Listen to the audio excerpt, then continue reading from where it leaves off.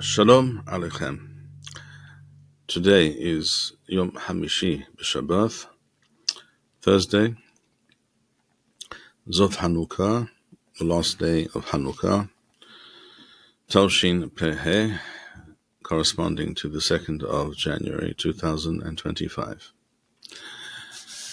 And based on everything that we see, this promises to be a very interesting year. So, the year, that is to say, according to the Gregorian calendar. So let us see how things develop. We are in Mishneh Torah Rambam, Hilchot Avoda, Zarah, Hilchot Perek Yod Aleph, Halacha. Well, Rambam states as follows: Ezehu Kosem. The Torah, after all, explicitly forbids all manner of witchcraft, sorcery, shamanism, call it what you will. All of these things are asur at the beginning of Hilchot Avoda Zarah, the Hilchot HaGoyim. Rambam gives us a list of all the mitzvot involved in this section, 51 in number, which is a great many. That fact alone tells you that the Torah puts great emphasis on uprooting such practices and such beliefs. So mitzvah Lamed Zayin was Shilo Nachesh, which we covered already in the last shiur. Lamed Het Shilo Liksom, Lamed Tet Shilo Le'onen, Mem Shilo Le'havor Haver, Mem Aleph Shilo Lidrosh El HaMetim, Mem Bet Shilo Lish'ol Be'ov, Mem Gimel Shilo Lish'ol B'Yida'oni, Mem Daled Shilo Lechashef, Mem He Shilo Lehakif Pa'at. We'll get to that. So the ones we just read now, we mentioned just now, are all connected to these various types of sorcery, witchcraft, etc. And there are differences between them. And therefore Rambam says, Ezehu Kosem, Zeh ha'oseh ma'aseh misha'ar ha'ma'asiyot, Kedeh sheyishom v'titpaneh mahashavto mikol ha'devarim. A Kosem, what the Torah refers to as a Kosem, which in modern Hebrew would generally be translated as a magician. But here it refers not to a gentleman in a long black tailcoat and a strange hat who performs all kinds of tricks. It refers here to someone who supposedly predicts the future by way of all kinds of actions and techniques that this person employs. That's what Rambam means when he says all manner of techniques and actions and what have you. Sometimes it may even involve taking certain substances, smoking or ingesting certain substances which introduce a psychotic state of mind, such as various mushrooms or herbs or what have you. We know that shamanism is often connected to such things, for example. Kadesh Yishom, the word Yishom means literally to be in an altered state of mind, shall we say, with hiponem mahashavto mikol ha'devarim, so that his mind will be swept clean of all other thoughts and activities. Ad sheyomar devarim she'atidim liyot. The aim of all of this is to achieve a state of mind, a self-induced state of mind, whereby this person will be able to predict the future, supposedly. وَيَمَارْ دَذَارْ پَلُونِي عَفِيذ لِهِيوث, such and such will happen, or اِنَّهُ هُوَ, or will not happen. Or شَيَمَارْ شَرَؤُي لَعَصَدْ كَخ, or he will be in a position, supposedly, to give advice. This should be done, وَهِزَارُ مِكَخ, and this should not be done. Be careful and don't do that thing. So this is precisely the kind of phenomenon with which we are familiar in all kinds of societies, both in ancient times and, in fact, down to the present time as well. Witch doctors, shamans, seers, all manner of things. And these things have not, by the way, have not disappeared from the face of the earth at all. As some of you might know, some of you may not know, but these things are out there.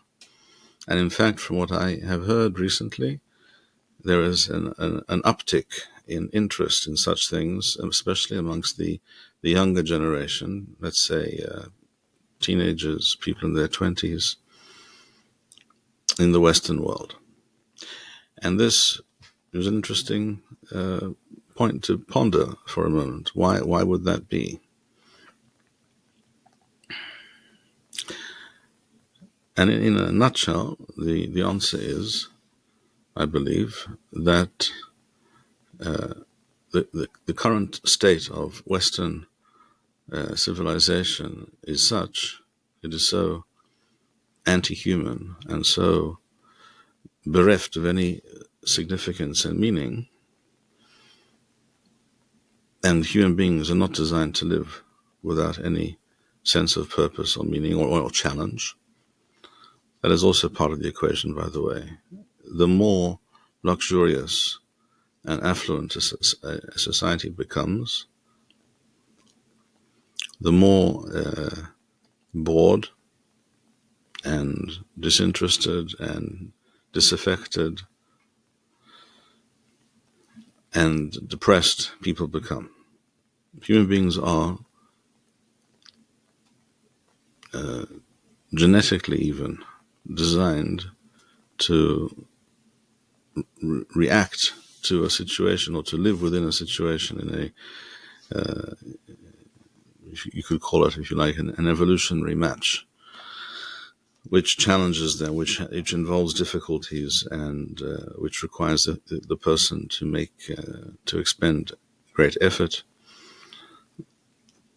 Or, to quote a certain Australian Prime Minister from way back, I think this was in the 1970s, his name was, I'm not sure I remember his name right now. I do recall he was from the Liberal Party as opposed from the Labour Party. And he famously said, before leading up to an election, that life was not supposed to be easy. That was the quote. And you may realize or assume that this did not go down very well with the electorate, and he lost the election in a big way. But he spoke the truth. Not because he was a great philosopher or genius, but because he simply recognized the simple fact.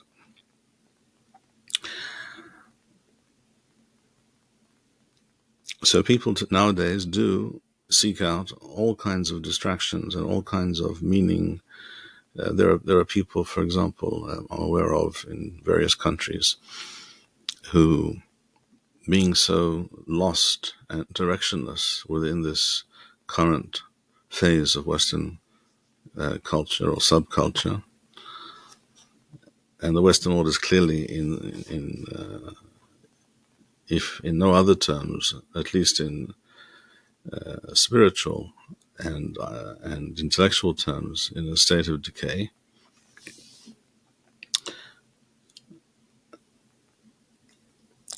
People will definitely search for something.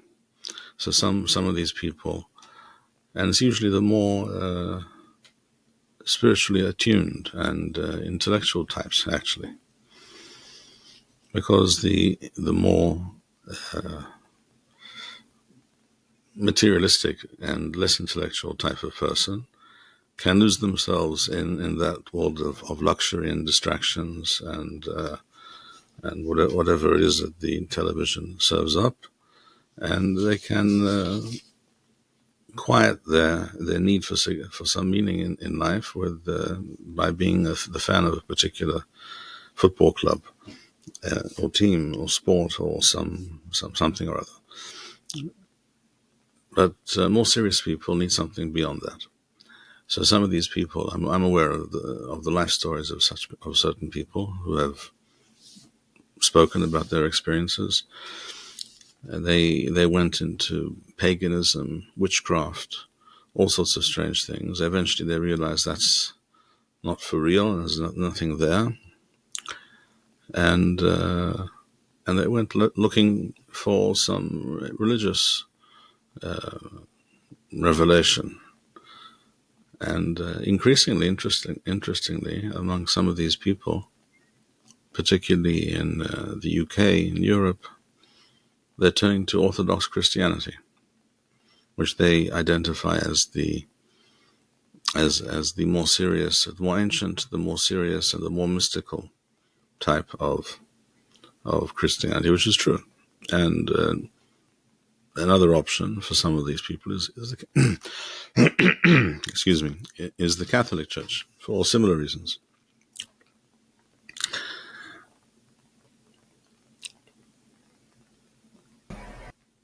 Rabbi, Yes. do you think the fact that certain people have begun to readopt certain pagan practices, do you think that changes the reality about certain pagan religions, about in the sense of them not used to being practiced and the halachic implications of those religious ideas being completely gone from the world? Do you think what's happening now is enough to bring them back, or is it enough of a fringe that it just You would have to be more specific, I think. But it's what I just said is factually true, but it's also needs to be pointed out that it's not a mass phenomenon. It is not something that has mass appeal. It's as I said, the more intellectual, the more talented, the more spiritual people are the ones who take these things more seriously and therefore search for something. And each perhaps or finds or does not find, but some of them do find something that speaks to them.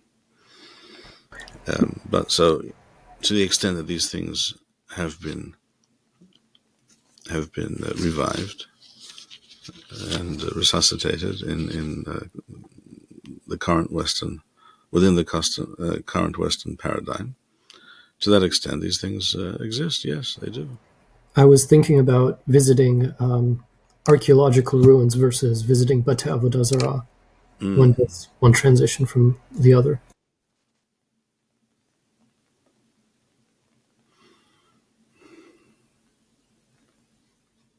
Or is it the fact that they're already ruins? It's kind of already muvutal since it's broken apart. I think you would need to excuse me. I think you would need to take it on a case by case basis. In other words, if you know that a certain site is being visited and has become a focal point for people following some of these newfangled religions or old-fangled religions and systems of belief or practice. If that's the case, then that particular place would have to be considered asur, I think. Whereas if it's mainly an archaeological site and a tourist attraction,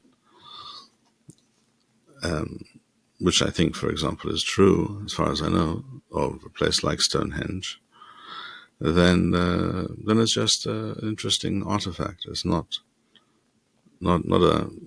considered a Beit Avodah Zarah. Anyhow, I'm not even sure we know exactly what Stonehenge was all about. I'm not sure anyone does. Although it's not at all far-fetched to suggest that such a place had at least some connection with practices that we would define as Avoda Zarah. On the other hand, I'm not aware of that place or similar sites today being places of pilgrimage or meeting for such people. Perhaps I'm just not in the know, and maybe that is not the case. And if it is not the case, and if these places have once again become specific points of sites of Avodah Zarah related practices, then yes, I think it would apply. All right, so Rambam continues, and he says in Halacha Zayin, or continuation of Halacha, well, in some editions, Yesh mina kosamim shehu memashmesh behol o ba'avanim, v'yesh mehem mishe goher la'aretz v'tho'ek. Goher is, so there are those sorcerers, shall we call them, who do various things with sand or dirt or stones or gravel. They arrange them in a certain way, or they roll in the dust, or all manner of strange and nonsensical activities. There are those who bend over towards the ground, or lay on the ground and shout and recite all manner of incantations and strange words. ויש מי שמסתכל במראה של ברזל או עששית ומדמים ואומרים, and there are those who use mirrors and say all sorts of things. ויש מי and sometimes this involves a certain chant which is repeated many times to induce a kind of hypnotic state. And a person who knows how to do these things can most definitely both self-hypnotize and or hypnotize others. And this is part of this system, this aberration. So you shouldn't be surprised if you hear about people being in some kind of a strange state of mind. These things happen. These things are real. There are those who use some kind of a stick or staff, or there are those who use, as we know, there are other kinds of paraphernalia, crystal balls and what have you, all sorts of things. So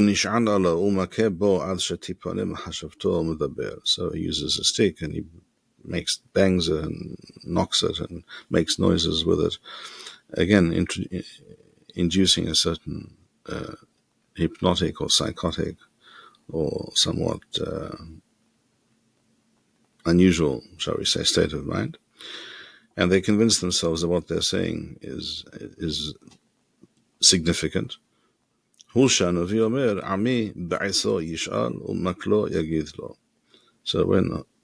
Navi Hosea refers to people involved in such practices, he refers to people that they turn to these sorcerers and they use a stick or a staff and all kinds of things, as we know.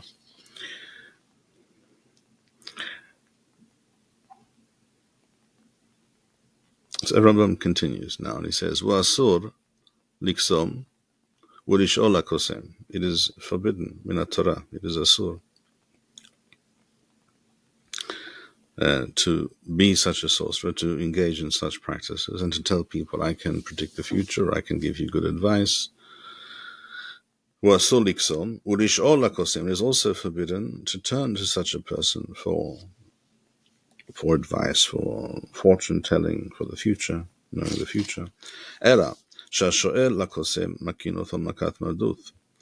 He who turns to such a person to benefit from their services, as it were, is not a kosem, but he's involved in kesem. He's involving himself in such things, and for that he's to be given malkiyot midivrei soferim makat madut. Aval kosem asmo, but the person who provides these services and who makes these pretenses, he is to be he received malkiyot min Torah. He has transgressed a mitzvah lo ta'aseh in the Torah. Shene'emar lo yimasev kosem chesomim.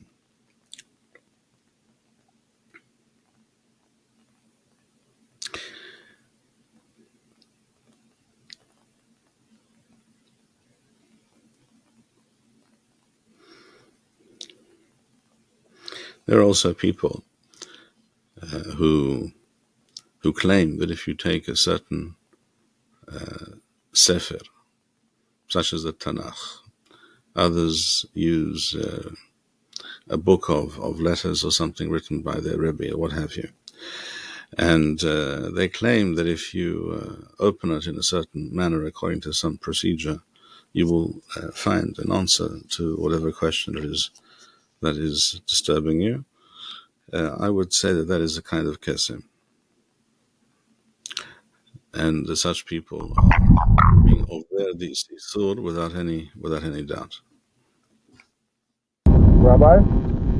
And of course, such things are sur. Yes, I can hear you, but not very clearly. Was there ever such thing as people believing in something called Goral Hagra? There are such things. I'm aware of such things, and I would not take such things seriously, and I would completely ignore and reject such things. Not to be taken seriously, despite what you might find said or written in various places. Regarding Chabad, I believe Very well. they use the Hilchot of the Rebbe for this, or the growth of the Yes, Rebbe, something like that. That's what I referred to before. I referred to that before, and as I said, I believe that is a form of chesed, that is a sur min Torah. It goes also without saying that it's nonsense, but apart from the fact that it's nonsense, it is also a sur. More importantly, it's a sur. In general, when it comes to such things, there are two attitudes amongst various chachamim.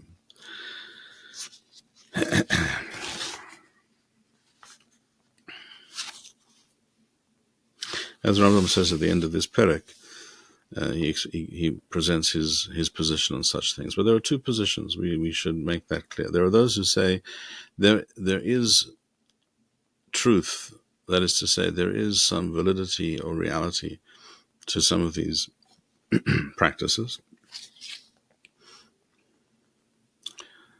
and nevertheless, or perhaps precisely for that reason, the Torah outlaws such things, because it's even worse if you suggest that these things have some validity to them. Then it's clear that you are somehow trying to connect with certain forces or energies or what have you that are not from Hashem, and not in the sense that it is not going to direct you towards Hashem and direct you in the ways of the Torah, and that it is therefore some Avoda Zarah, in the sense that it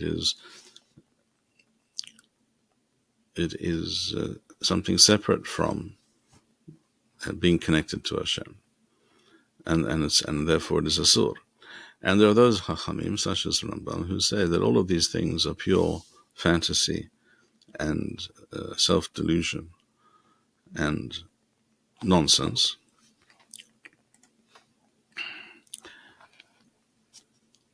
And yet many people choose to believe them and to be bamboozled by such things, even though there's nothing there at all. And that too is a very dangerous thing, because in both cases, rather than turning to Hashem, rather than being directed by Hashem and the Torah, one is seeking some external, separate, and therefore dubious source of knowledge or understanding or wisdom or whatever it might be.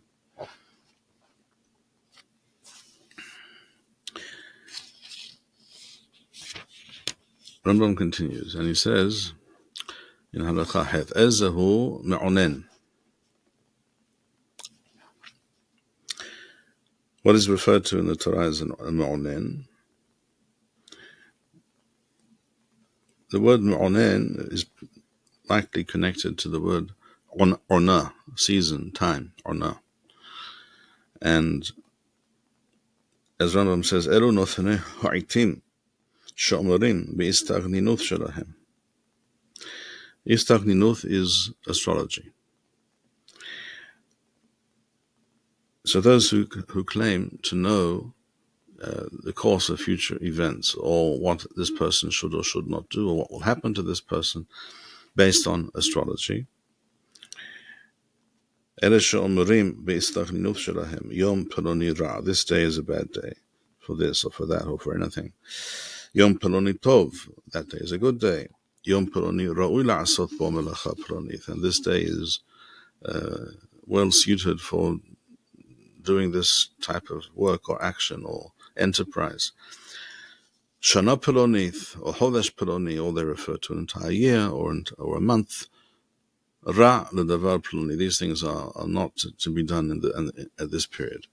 That is what we call nowadays astrology, which are something which has been around also from time immemorial, basically, in most cultures and civilizations. In the Near East, in ancient times, the centers of such practices were actually in Bavel, and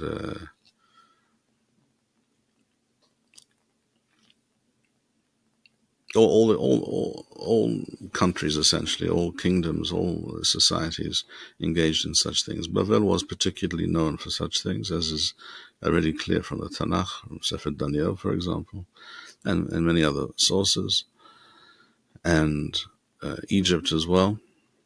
That is why the Torah frequently exhorts us to not to have any connection with Egypt, which is relatively near Eretz Yisrael. So it's the closer danger, shall we say. And Rambam continues, and he says in Halakha Teth, Asur le'onen, so any such practice is asur, af'al pi shelo asa ma'aseh, even though you didn't actually do any particular action.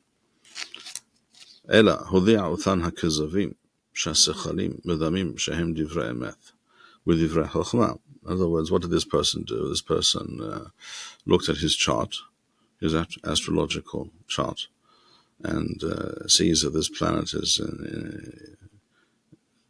in this particular area of the heavens, and based on whatever formula he has, he says this is good, this is bad, you should do this, you should not do that. So it doesn't involve any action, as we discussed earlier with regards to a kosem. Nevertheless, it is asur. These are all kazav. Kazav is a falsehood. Shasechalim, the fools, foolish people. Medamim shehem divrei emeth, with divrei chokhmah. Such people believe in such things. V'chol ha'oseh ma'aseh mipnei ha'istagninuth. A person who takes such advice, takes such things seriously, v'chiwen melachto o halichato be'oto ha'eth shekava'u hoverei shamayim. A person takes these people's suggestions seriously and acts upon it. Hare zeh lokeh, such a person is transgressing the isur of shenema v'lo the'onenu. In other words, you don't have to be an astrologer yourself it's sufficient and sufficiently serious, very serious, that you believe such things and allow them to direct your life. וכן האוחז את העיניים ומדמה בפני הרואים שעושה מעשה תימהון.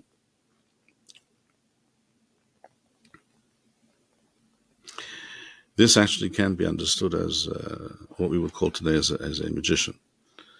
In other words, doing actions in front of people which seem impossible, and people will therefore begin to believe that which is impossible is possible.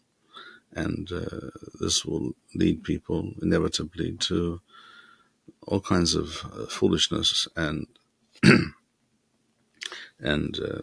improper behavior, shall we say, because once you believe in such things, then you believe that the world is not run by Hashem. You no longer believe that there is a creator who controls all of reality.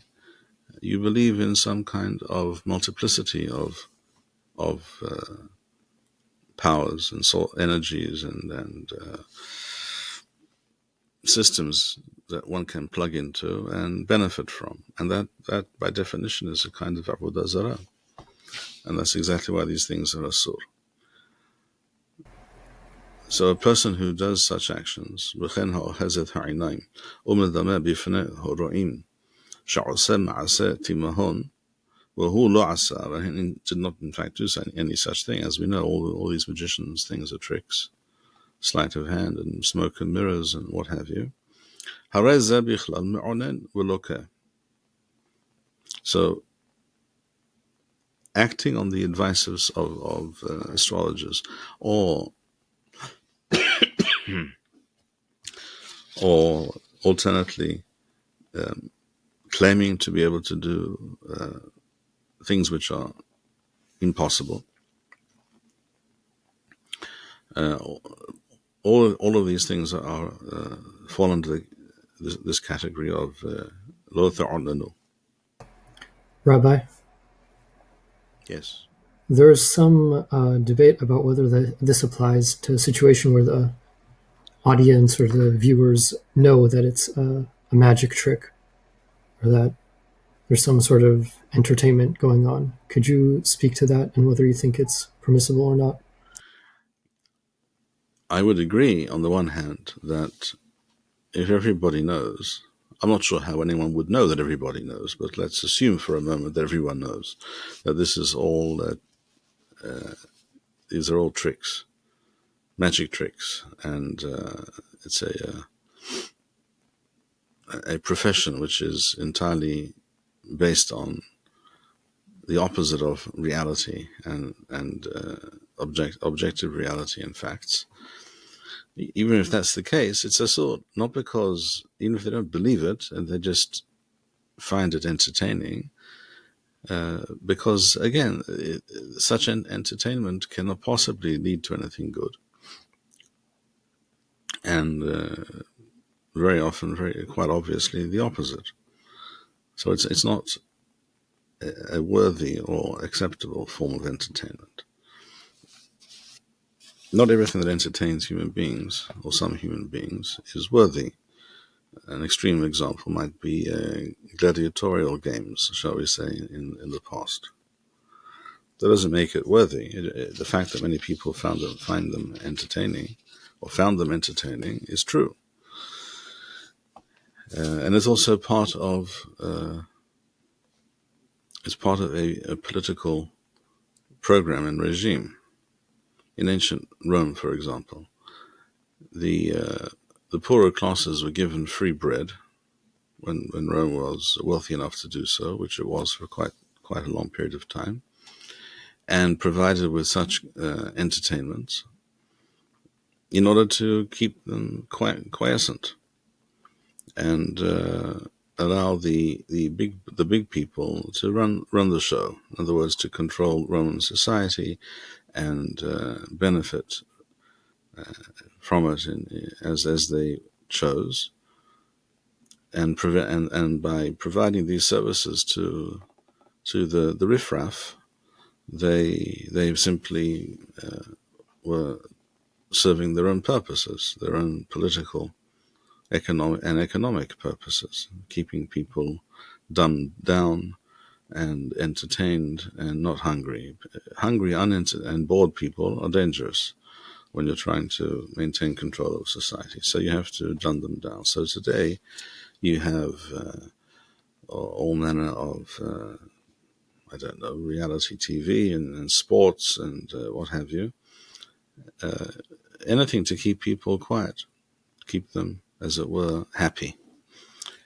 It's not really a form of happiness that anyone should aspire to, but it's better than people running wild and rioting and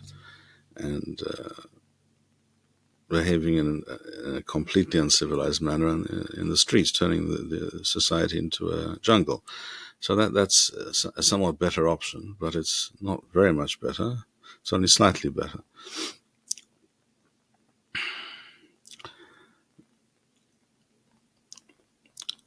And as I said before, you don't really know what everyone thinks about such things. Some people might believe that it's possible that he did what he seems to have done. This magic trick may not be a trick at all, etc. And that's again, that's misleading and dangerous and dishonest, and it must therefore be considered asur.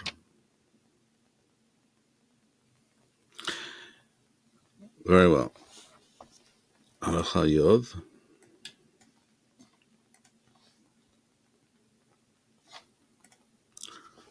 Ezehu hover. But the Torah also speaks about hover haver. This has to do with the chanting or recitation of magic spells and various chants and formulae, as Rambam says, Zeh shemedaber bidvarim she'enam lashon am. In other words, they're not actually, the words make no sense. They're not from any language. Wa'en lahem inyan. But he and others believe that by reciting these words in a certain way, in a certain time, you achieve something. That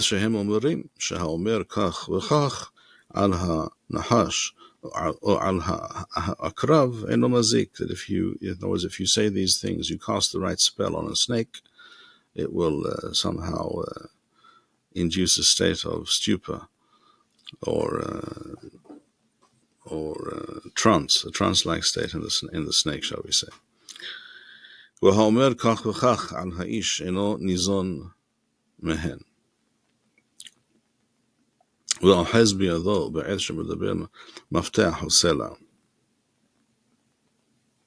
Or people who say by reciting this spell you will protect yourself from being harmed by this person in any way, or by saying certain things when speaking, holding certain items in their hands, such as a particular stone or a key or what have you.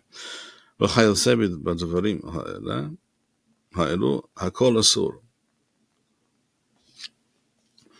of these things are asur.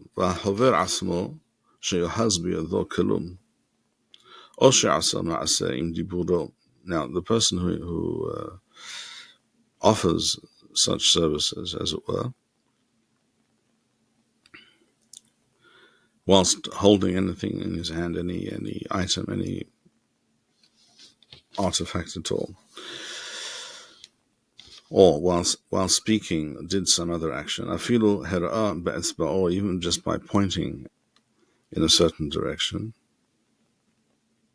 harez elokeh shenemar lo imasa v'cha, and the pasuk goes on to say, v'hover haver, talks about lo imasa v'cha kosem chesamim v'hover haver. So these are all kinds of sorcery. And again, Rambam repeatedly points out that his view, at least, is that there is no truth whatever to these things, But many people foolishly believe such things. And again, these things distance one from the true source of healthy, positive, and necessary spirituality. As we said, spirituality is necessary for human health. And that is why the more astute and the more sensitive and the more people of greater understanding will seek out something very often. And if they do not find it, that itself will induce either some form of insanity or psychosis or simply depression. This is one of the major reasons for widespread depression nowadays in the world, and certainly in the Western world, in the European world. In many cases, although in other societies, in third world countries, people may be very poor, but you will find many fewer of these people will be depressed. Whereas in the wealthier countries, increasingly people are depressed. Increasingly people receive prescriptions for various medications to alter or improve their mood, etc. And you must ask yourself why that is. And the answer is that human beings are not just about human beings are not designed to live purely, exclusively in a material sense and way of existence. And if that is the reality in which you place them, they will not be happy, productive, stable people. There will be people increasingly in need of psychiatrists and medications and or other kinds of inane distraction, which also don't really work. None of the above really work. Not the psychiatrists, and not the medications, and not the inane distractions.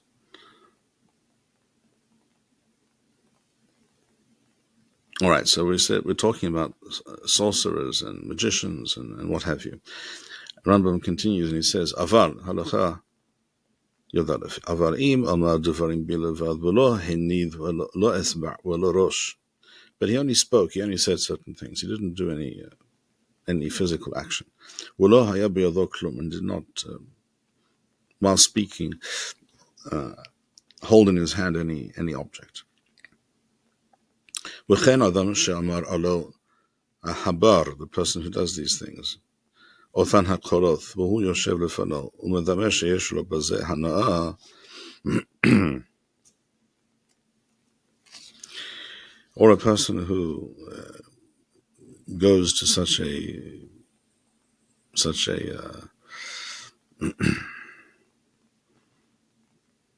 ceremony where he hears or is witness to certain things and he thinks it's to his benefit in some way.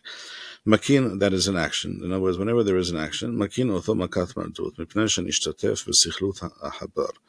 In other words, any time a person goes along with these things, one is also facilitating such negative realities and practices in the world, and that is a surah. It's a kind of siyu'a le'ovre avera, and it has a generally negative impact on people and society. V'chol othan hakoloth v'hashemot hameshunim hamechuarim lo yare'u v'cham hittoiv en otham. As Yirmiyahu Hanavi states, all these various practices and strange sounds and formulae, etc., they neither help nor hinder. Lo yareu, they do not bring about anything negative. Gam hetov en otham, they also do not bring about anything positive. They're just pure falsehood and nonsense.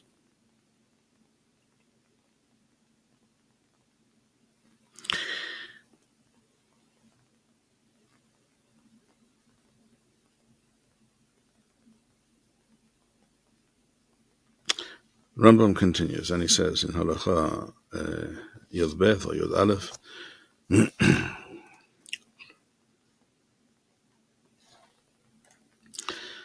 Misha Neshacho Akrav or Nahash, a person who was bitten by a snake or stung by a scorpion. Mutar lilhosh al mekom hanashicha wa afilu b'Shabbat kedei liyashev da'atho ulahazek libo. Even though all of these things are nonsense and objectively false and meaningless, nevertheless, it is mutar, says Chazal stated, and as Rambam repeats here, it is mutar to engage in such things when a person has been, shall we say, bitten by a snake, because it calms them down. And this may lead to them being able to survive this event.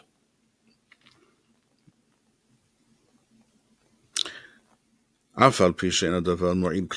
though these formulae, these spells, etc., that are recited, there is nothing to them at all. Seeing that this person's life is in danger, because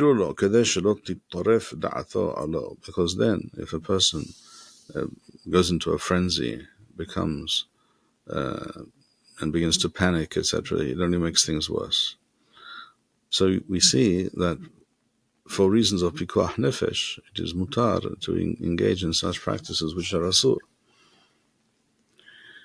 And this may have ramifications with regards to certain people in certain situations, that certain practices or certain actions or certain types of treatment might be mutar, even though they would otherwise be asur, if this person is, shall we say, in a psychotic state, and may be a danger to himself and to others, and we don't know exactly what will be. Anything that might bring about some improvement in his mental and therefore physical state is mutar, for reasons of pikuach nefesh. As Rambam said, ho'ilu mesukanhu.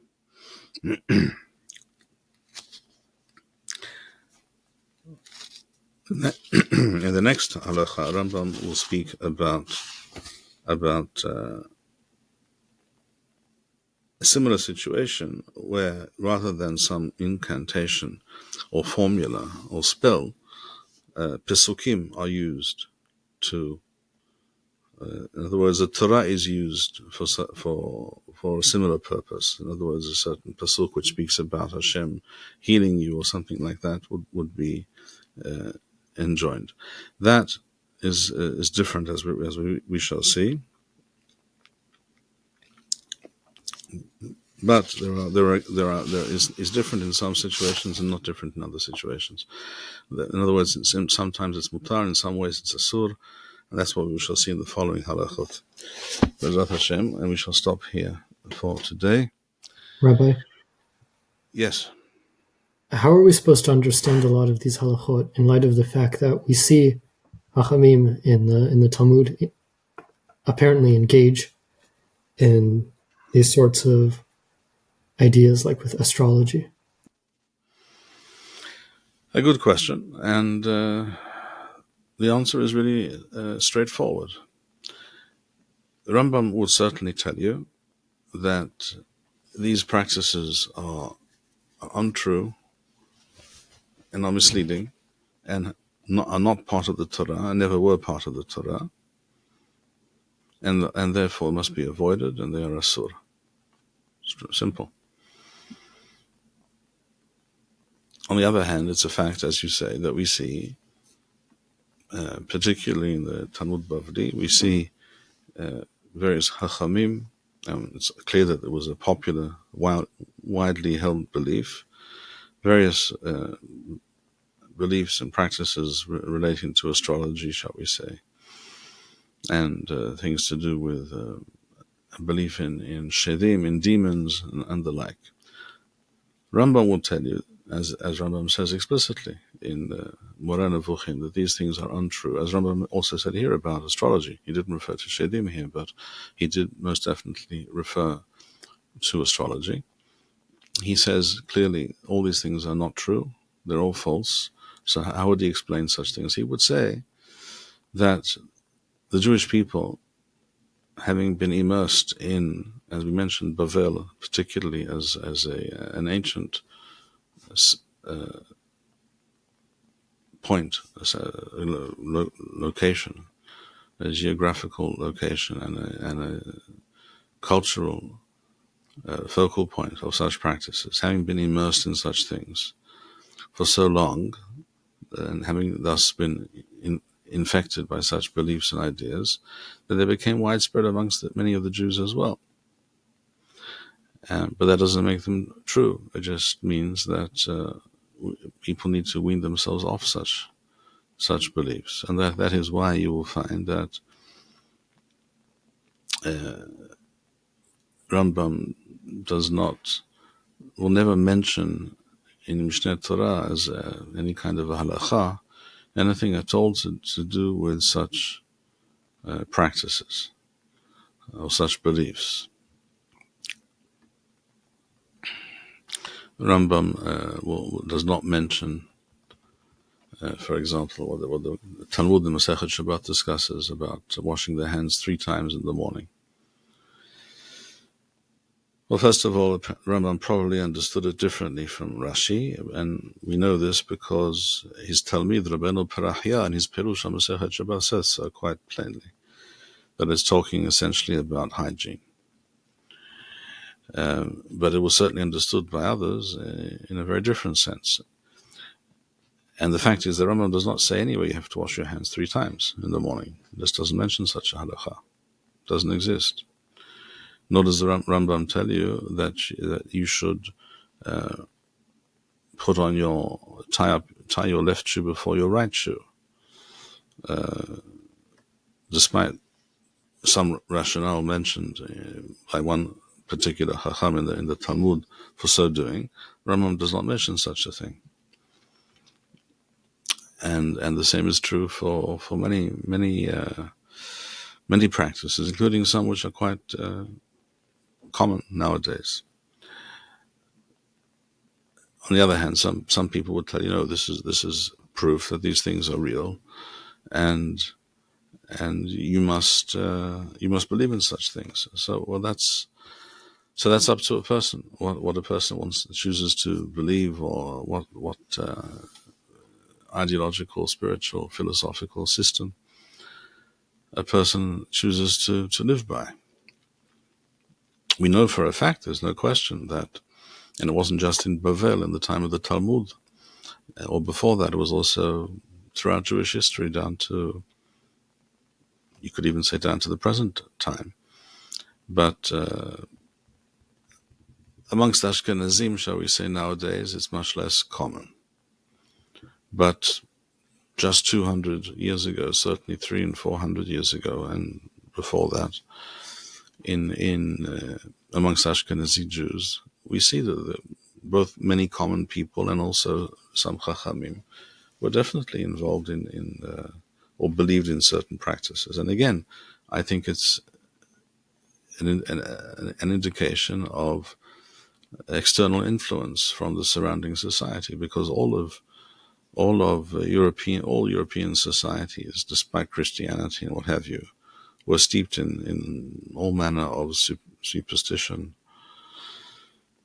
and astrology and witchcraft, etc. We know that it's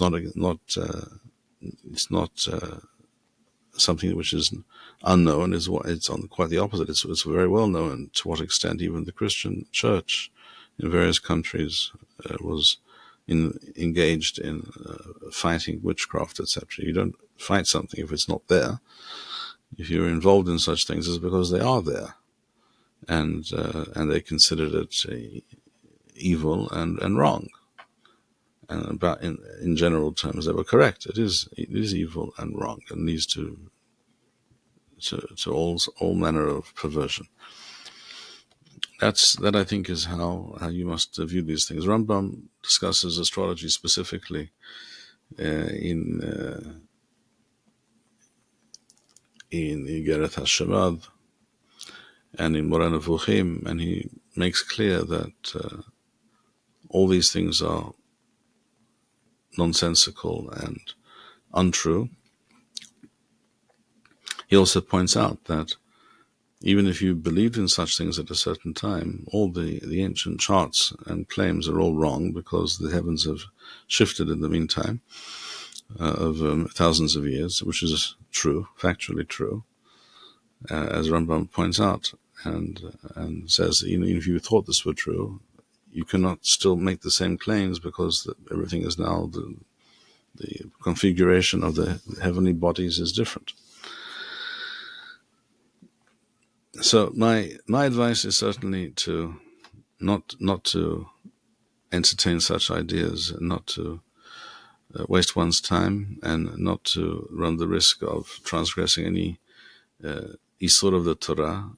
I am yet to hear of anyone, on the other hand, I'm yet to hear of anyone who can demonstrate any great benefit or achievement in their lives or the lives of others by following such practices.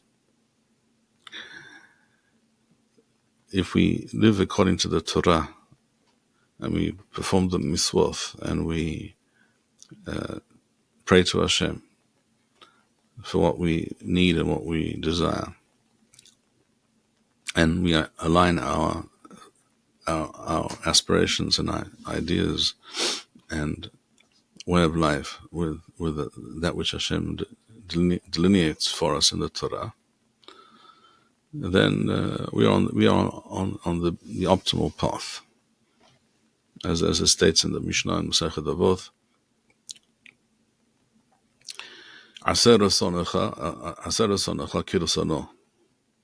If we make our will His will, then we're on the right track. Tov, hiyu beruchim, hizku v'yames levavchem kol hameichalim l'Adonai, shalom u'nisachon al kol oyevenu, mibayit u'mihus.